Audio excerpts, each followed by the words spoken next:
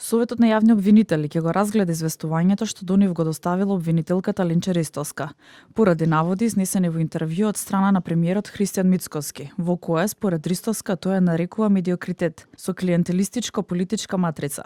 Покрај известувањето Советот за јавни обвинители, Ристовска упатила и писмено барање за јавно извинување и повлекување на спорните наводи од претседателот на влада Христијан Мицкоски. За обвинителката Ристовска наводите на премиерот Мицкоски во интервјуто за Вечер МК се неточни понижувачки вредносни судови и се тенденција да се доведе во прашање нејзиниот професионален интегритет. Нагласувам дека во моменталните околности претседателот на владата е и претседател и законски застапник на политичката партија која е опфатена во кривични постапки во кои јас постапувам како јавен обвинител и има јасен правен интерес од нивниот исход.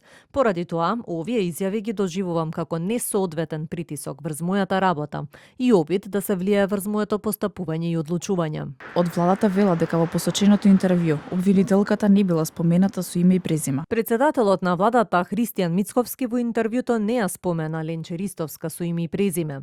Тој говореше за медиокритети и чудно е како Ленче Ристовска се препозна во тоа интервју. Острите тонови помеѓу обвинителката Ленче Ристовска и ВМРО-ДПМН и претходно се пласираа во јавноста.